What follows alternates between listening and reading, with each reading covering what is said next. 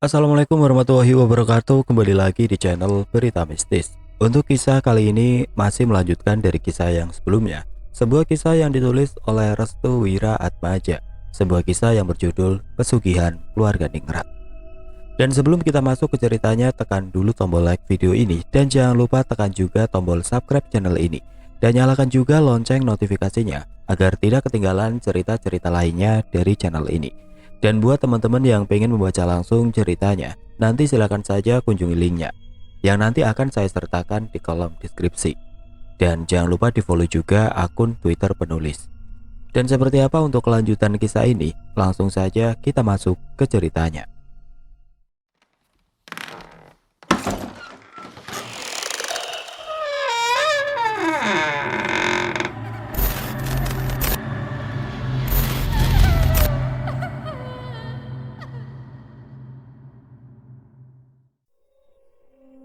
Mas Pangarep segera memasuki kamarnya. Ia hanya memikirkan bagaimana caranya bisa menyelesaikan ini semua dengan cepat. Terlebih lagi beban yang sekarang ia pegang sangatlah besar. Andai saja Artonegoro mau menyerahkan diri, maka tidak akan ada lagi pertumpahan darah di keluarga ini. Sialan. Di saat Mas Pangarep sedang kesal dengan keadaan, tiba-tiba pintu diketuk dari luaran. Tok tok, masuk. Mbak Mawar, istri Mas Pangarep, masuk ke dalam kamar. Ia kemudian melihat wajah Mas Pangarep yang penuh dengan kecemasan dan ketakutan. Mas ada masalah apa? Tanya Mbak Mawar. Ia pun duduk tepat di sebelah Mas Pangarep. Dalam hati Mas Pangarep hanya terdiam. Ia belum mau membuka permasalahan tersebut kepada istrinya sendiri. Walau demikian, ia merasa bersalah jika apa yang dilakukannya benar-benar tidak sesuai dengan ekspektasi istrinya. Perlahan kedua tangan Mbak Mawar memeluk tubuh suaminya. Ia sudah lama tidak bermesraan dengan suaminya sendiri semenjak disibukkan dengan segala ambisi yang membuatnya lupa akan hubungan dirinya dengan Mas Pangarep. Mas, apakah semuanya akan selesai? Pasti istriku, semuanya akan selesai. Kita akan mendapat apa yang kita inginkan. Mahkota Ngipri Ketek berada di tubuhmu. Sudah beberapa tahun Mas Pangarep dan juga Mbak Mawar menikah, namun keduanya belum memiliki keturunan. Keduanya memang menjeda hal itu dikarenakan adanya keterikatan terhadap aturan yang menyebutkan bahwa setiap anak yang nantinya terlahir dari keluarga Ningrat, maka anak tersebut harus rela untuk dijadikan tebusan. Namun anak yang nantinya dijadikan tebusan akan mengambil jiwa dari kedua orang tuanya. Dalam artian jika Mas Pangarep dan juga Mbak Mawar memiliki anak, maka anak dan juga keduanya akan menjadi tumbal dari Ngipri Ketek yang sedang mereka jalani. Karena itulah Mas Pangarep tidak menginginkan adanya keturunan sebelum Ngipri Ketek ini diselesaikan dengan cepat. Salah satu cara yang mereka pergunakan adalah dengan cara menumbalkan anak yang masih dikandung oleh Nyi Esa. Anak itulah yang sebenarnya menjadi tujuan utama dari terselesaikannya Ngipri Ketek yang sedang mereka jalankan. Mbak Neneng masih menjelaskan terkait rangkaian dari rencana yang telah dilakukan oleh Raden Angkoro untuk bisa mendapatkan anak dari Nyi Esa.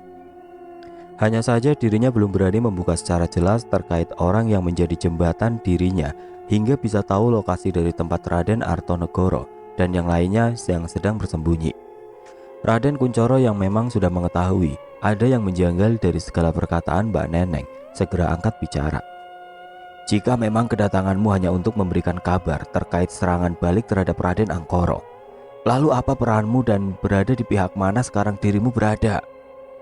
Pertanyaan dari Raden Kuncoro cukup membuat Mbak Neneng kebingungan. Namun anehnya, Mbak Neneng tetap tersenyum walau dirinya merasa tersudutkan untuk menjawab pertanyaan yang sedikit menjebak dirinya. Ia hanya menghela nafas panjang sembari membereskan lengan bajunya yang sudah kusut akibat perjalanan jauh dari rumahnya menuju ke lokasi tempat di mana Raden Artonegoro dan yang lainnya bersembunyi. Sesekali tatapannya mengarah kepada Nyi Esa dan juga Rahardian kecil yang masih belum melepaskan pelukannya terhadap ibunya sendiri. Ia masih merasa kehilangan sosok Jaja yang sering mengajaknya bermain. Manusia itu unik ya, ada yang memiliki niat baik, namun selalu dicurigakan. Namun ada kalanya dia yang memang sudah benar-benar memiliki niat jahat yang tersembunyi. Namun dia jadikan itu sebagai saudara dan pelapis dalam kesendiriannya. Adakah yang lebih munafik dari wajahku ini? Apakah karena kedatanganku yang terlambat dan mengetahui rahasia dari semua alur yang telah dititahkan Raden Angkoro, lalu kalian semua menganggapku sebagai musuh yang menyamar sebagai tamu? Perkataan dari Mbak Neneng memang tidak salah, namun juga tidak benar. Beberapa kalimatnya seperti ingin membela diri agar dirinya dipercaya sebagai orang yang tidak lagi terikat dengan alur ngipri ketek yang sedang dijalankan oleh Raden Angkoro beserta jajarannya. Namun apa yang memang sudah diperjelas oleh Mbak Neneng memang ada benarnya.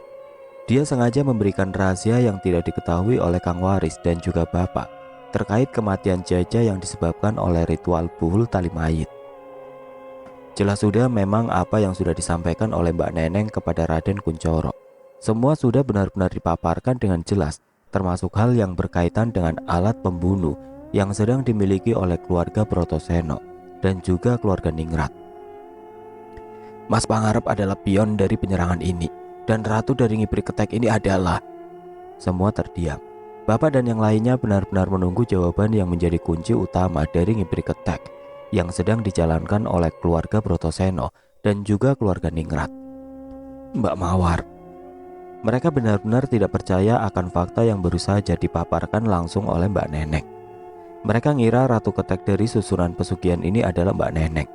Pasalnya, tatkala Raden Angkoro pertama kali mendatangi rumah, Mbak Neneng adalah orang yang disebut-sebut memiliki rahasia umum dan khusus terkait pesugihan ini. Mbak Mawar, tanya Bapak. Benar. Kenapa dia? Mbak Mawar masih memiliki darah Brotoseno. Dia juga adalah dalang dibalik terbunuhnya Nyi Endang. Semua rahasia dari keluarga Ningrat, Mbak Mawar memberikannya kepada Raden Angkoro dan juga Raden Jokopati. Mbak Neneng hanya terdiam tatkala dirinya menjelaskan semua itu. Ada di mana dirinya merasa menyesal karena tidak bisa menyelamatkan ibunya sendiri dan juga beberapa saudaranya yang lain. Tapi kenapa dirimu hanya diam? Mengapa ketika ibu terbunuh, Mbak Ina dan juga Mas Sugeng menjadi tumbal? Kau hanya terdiam, Mbak? Tanya ibu. Ibu menangis seketika. Air matanya tidak bisa terbendung lagi. Mas Rahardian mulai menggenggam kuat pelukannya. Ia merasa ketakutan tatkala emosi bercampur dengan perasaan marah menjadi satu. Maaf, Sa. Aku benar-benar manusia paling hina di muka bumi ini. Aku tahu, aku salah. Aku sengaja bergabung dengan mereka karena ingin mencari kelemahan mereka. Penuturan Mbak Neneng layaknya seperti air yang mengalir dari tempat yang tinggi, lalu terjatuh ke tempat yang paling rendah dengan debit yang sangat banyak. Sifat rendah diri yang tergambarkan oleh Mbak Neneng benar-benar tergambarkan jelas dari raut wajahnya yang membutuhkan pertolongan. Bapak segera menuju ke tempat Mbak Neneng. Ia kemudian memegang pundak Mbak Neneng sembari mengatakan sesuatu. Apa yang harus kita lakukan agar ngipri ketek ini terselesaikan? Ada satu cara untuk menyelesaikannya. Apa itu? Bunuh ratunya, maka sang raja akan mengamuk. Jika sudah mengamuk, maka sang raja akan kehilangan kendalinya. Sementara itu dari luaran dua orang yang memang memiliki hak terhadap rumah tersebut melangkah menuju ke arah rumah Raden Artonegoro. Mereka adalah Ibu Melan dan juga Pak Subroto. Keduanya seperti merasa ada yang aneh dengan rumah Raden Artonegoro. Entah dari mana mereka merasakannya, namun langkah mereka benar-benar terdengar jelas dari luaran. Pak, ada yang datang, ucap ibu. Itu pasti Bu Melan dan Pak Subroto, jelas Mbak Neneng. Dari mana kau tahu? Tanya Raden Kuncoro. Mbak Neneng merasa dirinya telah membuka kartu dengan mengatakan hal semacam itu kepada mereka semua. Jangan-jangan kau memang mengetahui lokasi kami karena mereka berdua? Tanya Raden Kuncoro. Itu bukan urusan yang penting sekarang. Bapak segera menarik tangan Mbak Neneng menuju sebuah lemari besar yang ada di kamarnya. Raden Kuncoro hanya melihat wajah Mbak Neneng yang penuh dengan teka-teki. Akan tetapi Mbak Neneng merasa sedikit lega karena semuanya sudah terungkap. Mas Kuncoro, basahi lantai dengan air. Mbak Rati, ambil kain untuk menutupi air tersebut. Jelas Bapak. Raden Kuncoro segera mengambil air, sedangkan Nyi Rati segera melaksanakan tugasnya. Air yang dibawa oleh Raden Kuncoro segera ditumpahkan ke lantai, sedangkan Nyi Rati segera menutupinya dengan kain. Sesaat setelah Mbak Neneng disembunyikan, Ibu dan Mas Rahardian masuk ke dalam kamar. Pintu pun diketuk dari luaran. Ketukan pertama tidak mereka hiraukan. Mereka masih menunggu aba-aba Bapak dan apa yang akan dilakukan selanjutnya. Namun ketukan kedua berbarengan dengan kalimat peringatan yang diucapkan oleh Pak Subroto. Aku tahu ada tamu luar yang bersembunyi di rumah ini. Jika aku boleh tebak, dia masih memiliki ikatan darah denganmu, Yesa. Bapak dan yang lainnya terkejut mendengar hal tersebut. Mereka semua tidak mengira bahwa Pak Subroto benar-benar mengetahui kedatangan Mbak Neneng. Jadi bagaimana? Apakah ngipri ketek ini bisa terselesaikan? Sebelum Pak Subroto memasuki rumah, Mbak Neneng telah mengatakan terkait kegunaan dari tali pocong yang dibawanya itu. Jika tali pocong itu berpindah tangan, maka belasan pocong itu akan menampakkan diri. Mereka akan menganggap pemegang tali pocong itu sebagai tuan. Jelas Mbak Neneng. Kang Waris menyadari akan kekuatan besar yang memang menjadi poros dari serangan kali ini. Lalu, apa dampaknya? Kau ingin menyelamatkan Mas Arto kan? Ini adalah satu-satunya cara untuk bisa membebaskan mereka semua dari seluruh rangkaian ngipri ketek yang dijalankan oleh Raden Angkoro. Kang Waris sadar, ia sudah berada di ujung tombak. Kehidupannya tidak akan lama lagi jika dia menjalankan ritual ini. Akan tetapi jika bayi itu jatuh ke tangan Raden Angkoro, maka semuanya akan berakhir dengan mudah. Baiklah, aku akan lakukan. Mbak Neneng lalu meminta kepada Kang Waris untuk melukai masing-masing jari kelingkingnya dan mengucurkan darah yang keluar dari luka tersebut untuk selanjutnya diletakkan di bagian tengah masing-masing tali pocong yang sudah disediakan. Saat dimana Kang Waris melakukan hal tersebut, tiba-tiba dia langsung merasakan hawa merinding yang begitu pekat. Seluruh ruangan menjadi gelap, bau busuk mulai tercium dari mana-mana. Apa ini? Mbak Neneng hanya tersenyum. Ia pun kemudian membisikkan sesuatu di telinga Kang Waris. Ini adalah senjata yang digunakan Raden Angkoro. Bangkitnya belasan pocong dari korban ngipri ketek. Tiba-tiba terdengar suara yang sangat familiar dari berbagai arah. Kang Waris tahu akan pertanda suara itu. Suara ini adalah suara pertanda akan hadirnya sosok pocong. Dan benar saja, di setiap sudut rumah, Kang Waris melihat sosok pocong yang sudah tertunduk di hadapannya. Ada apa dengan mereka? Mengapa mereka menunduk semua di hadapanku? Kau adalah Tuan, jadi mereka akan melakukan apa saja atas perintahmu. Jadi, ini yang dilakukan Pangarep. Mbak Neneng hanya mengangguk. Terlihat dengan jelas wajah Kang Waris yang benar-benar tampak kelelahan karena menahan energi besar dari senjata terakhir itu. Genggam yang kuat, mereka akan menghilang dengan sendirinya. Kang Waris menggenggam kuat tali pocong yang sudah diikatkan menjadi satu itu. Lalu tidak berselang lama, ruangan kembali seperti semula. Belasan pocong itu menghilang dengan sendirinya, namun bersamaan dengan itu, tubuh Kang Waris menjadi lemas. Dengan begitu Kang Waris sudah dijadikan tuan oleh para sosok pocong. Akan tetapi, dia juga harus siap menanggung resiko dengan menukarkan jiwanya kepada belasan sosok pocong tersebut. Hal inilah yang disebut dengan ritual buhul tali mayit. Pak Subroto menatap tajam ke arah bapak dan yang lainnya. Kedua tangannya mengepal kencang, seperti ingin mengajar seseorang yang sudah membuatnya menjadi naik darah. Dari luaran terdengar suara langkah kaki yang saling bersahutan. Pak Subroto tersenyum. Dia tahu semuanya sudah selesai. Dalam beberapa hari ini, Pak Subroto dan juga Bu Melan telah memperkirakan hari kelahiran dari ibu. Dan benar saja, gerombolan orang suruhan Pak Subroto dan juga Bu Melan telah datang tepat waktu di hadapan rumah. Bapak dan yang lainnya hanya bisa mengangkat tangan ketika orang-orang suruhan Pak Subroto dan juga Bu Melan mulai menodongkan senjata mereka. Jadi, siapa tamu yang datang ke rumah ini? Tanya Pak Subroto. Bapak hanya terdiam. Raden Kuncoro mulai kehabisan kesabarannya. Ia mencoba untuk maju dengan tangan yang sudah benar-benar mengepal dengan keras. Brengsek kau Subroto, kau menjebak kami di rumah ini kan?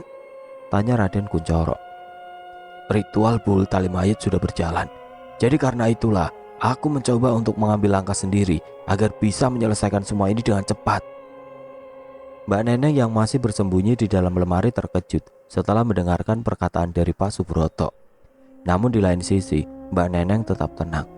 Dia sudah memindahkan semua tali pocong itu ke genggaman Kang Waris.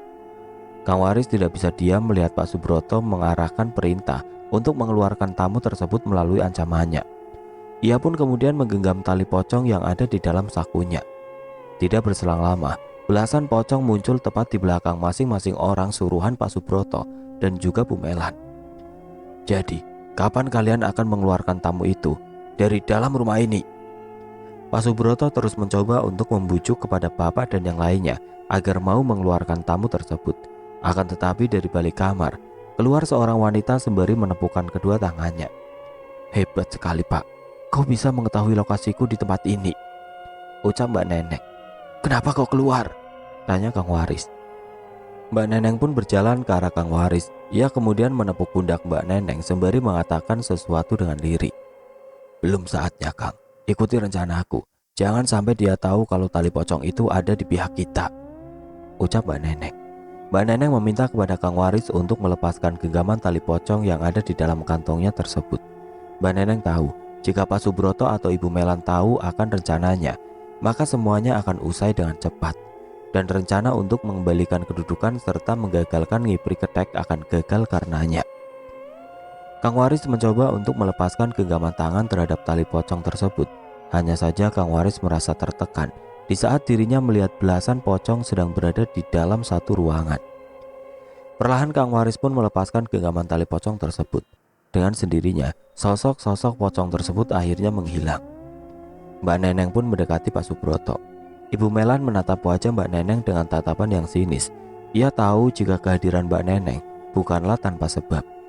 Kemungkinan besar ada sesuatu yang memang sudah direncanakan oleh Mbak Neneng, sampai-sampai dirinya mendatangi lokasi dari rumah Raden Artonegoro. "Bawa Mbak Neneng keluar dari rumah ini." Perintah dari Pak Subroto pun langsung dijalankan oleh para orang-orang suruhan Pak Subroto. Kedua tangan Mbak Neneng langsung diikat menggunakan tali. Lalu dia diseret seperti layaknya pencuri yang memasuki rumah milik tuanya. Bapak pun tergerak hatinya untuk menolong Mbak Neneng. Namun dengan sigap Pak Subroto langsung menodongkan senjatanya ke arah wajah bapak. "Jangan ikut campur, Artonegoro. Setidaknya peluru yang nantinya aku tembakkan akan berguna pada waktunya. Jadi bertahanlah sebentar lagi sebelum waktu kematianmu tiba." Bapak langsung terdiam. Mbak Neneng pun hanya tersenyum mendengar penuturan kalimat ancaman dari mulut Pak Subroto. Ia seperti mengerti akan maksud dari setiap perkataan yang memuat banyak teka-teki itu. Pak Subroto pun keluar dari rumah sembari menyuruh bawahannya untuk membawa Mbak Neneng ke sebuah tempat yang sudah disiapkan olehnya. Hari itu Bapak dan Kang Waris serta yang lainnya cukup terkejut melihat Pak Subroto dan Bu Melan menangkap langsung Mbak Neneng di rumahnya. Beralih ke rumah keluarga Ningrat. Satu tamparan melayang tepat di pipi sebelah kanan Mbak Neneng. Kali ini orang yang berani menampar langsung Mbak Neneng adalah orang yang disebut-sebut sebagai Ratu Ketek. "Mengapa kau pergi ke rumah mereka? Apakah kau ingin membocorkan semua rahasia dan rencana kita kepada mereka?" Mbak Neneng menundukkan kepalanya. Sembari tersenyum, ia kemudian berlagak aneh. Perlahan tangannya memegang pipi sebelah kanan sembari mengatakan sesuatu. "Apakah Mbak tahu di dunia ini ada yang namanya hukuman terbalas hukuman?" Di sebuah kursi yang sudah dipersiapkan, seluruh keluarga berkumpul. Tidak terkecuali Raden Angkoro dan juga Pak Lingga. Keduanya benar-benar tidak menyangka jika Mbak Neneng menjadi pengkhianat dalam lingkaran mereka. "Orang yang menampar akan terkena tamparan. Orang yang memukul akan terkena pukulan. Orang yang menendang akan ditendang," ucap Mbak Neneng. Mbak Mawar merasa muak dengan segala ocehan yang dikeluarkan dari mulut Mbak Neneng. Kedua tangannya benar-benar sangat gatal. Ingin rasanya Mbak Mawar menyumpal mulut Mbak Neneng dengan beberapa kali tamparan. "Semua ada bayarannya Mbak. Itu namanya karma. Apa yang kita tanam, itulah yang kita tuai," ucap Mbak Neneng sembari mengangkat kepalanya dan menatap wajah Mbak Mawar dengan tatapan yang tidak biasa. Raut wajah Mbak Neneng berubah drastis. Ia seperti menantang Mbak Mawar untuk melakukan tindakan lain untuk dirinya. Satu buah tamparan sepertinya belum cukup untuk membuat Mbak Neneng terdiam. "Coba tampar aku sekali lagi Mbak. Yang tadi tamparannya kurang bertenaga," ucap Mbak Neneng. Mbak Mawar sempat kesal mendengar kalimat itu. Ia tidak menyangka jika Mbak Neneng benar-benar sangat berani untuk menentangnya. Keberanian Mbak Mawar sedikit menciut tatkala dirinya menatap ke arah belakang tepat di mana orang-orang di sekitarnya sedang menyaksikan perlakuannya. Ia sesekali melihat saudaranya, Raden Angkoro, yang tampak sedang fokus memantau perbuatannya terhadap Mbak Neneng. "Apakah kau tahu, setiap darah yang telah menetes ke tanah, maka akan tumbuh menjadi serpihan dendam yang menyatu dalam sebuah tubuh." Tanya Mbak Neneng. Bicara apa kau, Neneng? Waktu kalian sudah habis. Kalian sudah meletakkan petaka terhadap tubuh kalian sendiri. Mbak Mawar segera menjambak rambut Mbak Neneng, lalu meludahinya tepat di bagian wajah. Mbak Neneng hanya terdiam sembari mengusap ludah yang dikeluarkan dari mulut Mbak Mawar. Apa yang telah kau berikan kepada Arto? Aku tidak akan memberitahu itu. Mbak Mawar menekan keras rambut Mbak Neneng dengan tangan kanannya. Ia tidak segan-segan menarik rambut Mbak Neneng jika pertanyaannya tidak dijawab sesuai dengan keinginannya. Cepat katakan. Aku hanya memberitahu tentang rahasia terbesar dari ngipri ketek yang kalian lakukan. Jelas Mbak Neneng sembari memberikan senyuman kepada Mbak Mawar. Rahasia apa? Aku memberitahu kepada mereka semua untuk segera mengakhiri permainan ini. Apa maksudmu? Dalam permainan catur, jika ratu sudah kalah, maka permainan akan usai. Dalam ngipri ketek, jika dirimu berhasil dibunuh, maka semuanya akan terhenti. Mbak Mawar segera mendorong tubuh Mbak Neneng hingga terjatuh dan kepalanya membentur lantai. Semua orang yang ada di sekitar terkejut mendengar penuturan dari Mbak Neneng yang telah berhasil membongkar rahasia penting dari teka-teki ngipri ketek ini. Sialan kau, bajingan. Mengapa kau lakukan itu? Mengapa kau memberitahu mereka? Mas Pangarep segera menenangkan Mbak Mawar. Ia meminta kepada Mbak Mawar untuk tenang dalam menginterogasi Mbak Neneng yang dikenal sangat cerdas dalam menaikkan atmosfer emosi seseorang. Sabar, jangan terpancing dulu. Pak Subroto dan Ibu Melan merasa tidak tahan. Ia berdua hanya menatap Raden Angkoro yang sedang memantau tingkah dua wanita yang sedang berurusan itu. Angkoro, apa tidak sebaiknya kita sekap Neneng bersama dengan Ayu? Usul Pak Subroto. Raden Angkoro hanya meletakkan jari telunjuknya ke bagian mulut, seperti memberi tanda kepada Pak Subroto untuk terdiam. Jangan berbicara sebelum urusan ini kelar. Semua langsung terdiam. Hawa kematian dari tubuh Raden Angkoro benar-benar keluar hanya dengan satu kalimat yang ia lontarkan. Mas Pangarep sendiri sampai merasakan hawa merinding yang juga begitu menakutkan. Semua orang yang ada di tempat itu menundukkan kepala. Raden Angkoro benar-benar dalam posisi yang sangat marah, namun ia tidak bisa meluapkan amarahnya karena orang yang kali ini bermasalah adalah calon pengantinnya. Di dunia ini, jika dirimu kuat, jadilah seorang pembunuh. Akan tetapi jika dirimu lemah, jadilah pengkhianat. Raden Angkoro mulai bangkit dari duduknya. Ia kemudian berjalan mendekati Mbak Neneng yang sedang dalam kondisi tidak bisa bergerak sama sekali karena aura kematian yang dikeluarkan oleh Raden Angkoro barusan. Langkah Raden Angkoro benar-benar membuat jantung mereka berdegup dengan kencang. Tidak ada satupun orang yang berani menatap wajah Raden Angkoro jika aura kematiannya ia buka dengan sendirinya. Akan tetapi jika dirimu menjadi pengkhianat, berilah kejujuran pada hatimu. Apakah hidupmu layak untuk diperjuangkan? Kali ini Raden Angkoro turun tangan. Ia kemudian merendahkan tubuhnya tepat di hadapan Mbak Neneng. Jari tangan kanannya mulai digerakkan. Perlahan, dagu Mbak Neneng disentuh oleh jari telunjuk Raden Angkoro. Jadi, apakah ada upacara kematian yang layak untuk para pengkhianat? Ucap Raden Angkoro. Dada Mbak Neneng tiba-tiba menjadi sesak. Nafasnya mulai terengah-engah. Kedua tangan Mbak Neneng langsung refleks memegangi dadanya karena merasa ada yang tidak beres dengan tubuhnya. Raden Angkoro langsung memegangi kedua tangan Mbak Neneng. Ia benar-benar sangat mencintai Mbak Neneng dan tidak ingin jika Mbak Neneng berkhianat untuknya. Akan tetapi nafas Mbak Neneng semakin tidak normal. Ia berusaha untuk melepaskan genggaman tangan Raden Angkoro. Akan tetapi Raden Angkoro menggenggam kedua tangan Mbak Neneng dengan kencang. Saking kencangnya, saat dimana Raden Angkoro menggenggam tangan Mbak Neneng, terdengar suara tulang yang hancur di bagian jari jemari Mbak Neneng. Semua yang berada di lokasi kejadian tidak berani untuk menatap Raden Angkoro. Mereka semua seperti dituntut untuk diam di saat Raden Angkoro sedang melakukan eksekusi terhadap Mbak Neneng, tepat di hadapan mereka semua. Bagaimana mungkin orang yang aku cintai benar-benar menusukkan belatinya tepat di jantungku? Ucap Raden Angkoro. Raut wajah Mbak Neneng benar-benar seperti orang yang sedang menghadapi sakaratul maut. Kedua matanya meneteskan air mata. Ia tidak sanggup menahan rasa sesak yang ada di bagian dadanya saat dimana Mbak Neneng sedang merasakan kesakitan yang luar biasa. Raden Angkoro langsung mengatakan sesuatu. Angkat wajah kalian. Ini adalah hukuman bagi para pengkhianat yang benar-benar menodai dirinya sendiri dengan mulut busuknya. Seluruh orang yang ada di tempat tersebut langsung mengangkat wajahnya. Di saat mereka mengangkat wajahnya dan melihat ke arah Mbak Neneng, mereka semua terkejut saat melihat ada sosok ketek ireng yang sedang mengikat tubuh Mbak Neneng dengan tubuhnya. Tidak berselang lama, Mbak Neneng pun langsung tidak sadarkan diri. Raden Angkoro langsung mengangkat tubuh Mbak Neneng dan membawanya ke sebuah tempat yang menjadi ruang penyekapan dari Mbak Ayu. Kini, Mbak Neneng menjadi orang kedua yang dicap sebagai pengkhianat oleh Raden Angkoro dan juga yang lainnya. Setiba di tempat penyekapan, Mbak Ayu terkejut saat melihat Raden Angkoro yang sedang mengangkat tubuh Mbak Neneng yang sudah tidak sadarkan diri. Neneng. Raden Angkoro segera mengikat tubuh Mbak Neneng tepat di sebelah Mbak Ayu. Ia kemudian meninggalkan mereka berdua tanpa mengatakan apapun. Mbak Ayu panik dengan keadaan Mbak Neneng yang sudah tidak sadarkan diri. Ia merasa jika Mbak Neneng telah gagal dalam menjalankan misinya untuk memindahkan belasan tali pocong itu kepada Kang Waris. "Neng, bangun!" teriak Mbak Ayu. Hanya dalam hitungan detik, Mbak Neneng langsung sadarkan diri.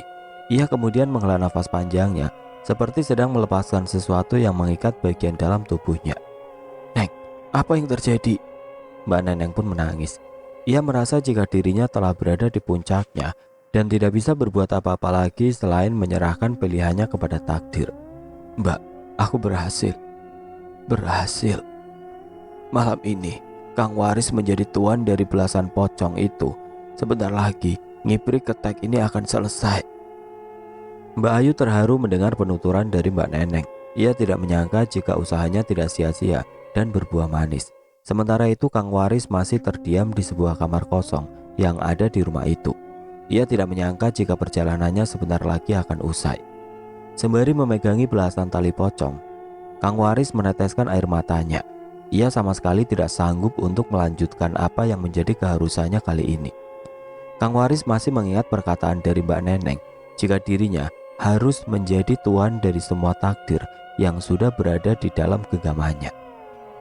Satu-satunya cara agar dirinya bisa mengakhiri ini semua adalah dengan cara menyerang balik orang-orang yang dimaksud. Dengan begitu nyawanya akan menjadi taruhan jika semua targetnya benar-benar telah mengembuskan nafas terakhirnya. Tepat di malam hari, Kang Waris segera memasuki ruangan tempat di mana dirinya akan menjalankan ritual tersebut. Namun sebelum dia melakukannya, Kang Waris menuliskan sebuah pesan di atas meja. Pesan itu berbunyi,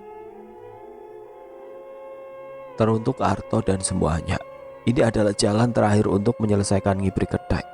Jika ada yang membaca surat ini, aku harap kalian semua dalam keadaan baik-baik saja, seperti yang sudah dikatakan oleh Mbak Neneng.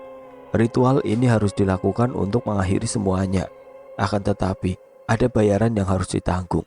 Aku sengaja merelakan tubuhku untuk bisa membunuh orang-orang yang sudah membuat kerusakan. Semestinya mereka semua orang-orang yang sudah meninggal karena beberapa kejadian seperti ritual ngiprik ketek, ritual di pabrik bawang, serangan alas wingit dan astana tali mongsok, telah menungguku di tempat yang berbeda. Aku berterima kasih kepada kalian semua karena telah menaruh harapan yang besar kepadaku. Semoga dengan dilakukannya ritual ini, Raden Angkoro akan sirna selamanya." Kang Waris segera melukai kedua jari kelingkingnya. Ia kemudian meletakkan tetesan darah itu tepat di bagian tengah tali pocong yang sudah ia pegang. Dengan seketika ruangan tempat di mana Kang Waris berdiri mendadak menjadi sesak karena kehadiran para pocong tanpa ikat kepala yang sudah bersujud di hadapannya. "Pada malam hari ini, aku adalah tuan kalian. Bunuh orang-orang yang aku sebutkan." Tiga sosok pocong dari belasan lainnya menghilang lebih cepat. Kang Waris merasakan kesakitan di bagian perutnya. Ternyata setelah ketiganya selesai, efeknya langsung terasa dengan cepat. Bunuh Pak Lingga. Di malam hari yang sepi, Pak Lingga sedang menyetir mobil di sebuah jalanan yang kosong, tanpa lalu lalang kendaraan yang melintas. Ia merasa aneh dengan hal tersebut. Biasanya jika Pak Lingga melewati jalanan tersebut, ia akan melihat paling sedikit 3-4 kendaraan yang melintas. Namun tidak pada malam itu. Pak Lingga benar-benar tidak menemukan satu pun kendaraan yang ada di jalanan, baik yang melintasinya lebih dahulu atau yang membelakangi kendaraan. Pedal gas diinjak dengan kencang. Kecepatan dinaikkan Pak Lingga merasa ada yang tidak beres dengan jalanan ini. Ia kemudian perlahan mencium bau busuk yang berasal dari jok belakangnya.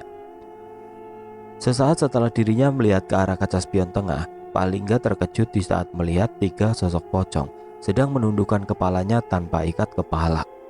"Wah, kalian kenapa? Kalian ada di sini. Bukankah kalian dikendalikan oleh Pangarep?" Pak Lingga mulai panik. Ia kemudian mencoba untuk memperlambat lajunya. Akan tetapi tepat di bagian depan, Pak Lingga melihat seseorang pria dengan kepala yang sudah hancur berantakan. Dia adalah sosok yang menyerupai Jaja, orang yang sangat dibencinya. Pak Lingga tidak peduli. Ia menabrakkan mobilnya kepada sosok tersebut. Namun bagai fata morgana yang berada di lautan padang pasir yang tandus, Pak Lingga tidaklah menabrak sosok yang menyerupai Jaja, melainkan ia menabrak pembatas jalan hingga mobilnya terpental dan terbalik posisinya hingga rusak parah, serta mengeluarkan bunyi dentuman yang sangat besar. Tidak berselang lama, jalanan di sekitaran menjadi ramai orang-orang. Para pengendara segera turun dari kendaraannya masing-masing. Tubuh Pak Lingga sudah terhimpit oleh badan mobil. Darah bercucuran di mana-mana. Pak Lingga tewas saat itu juga.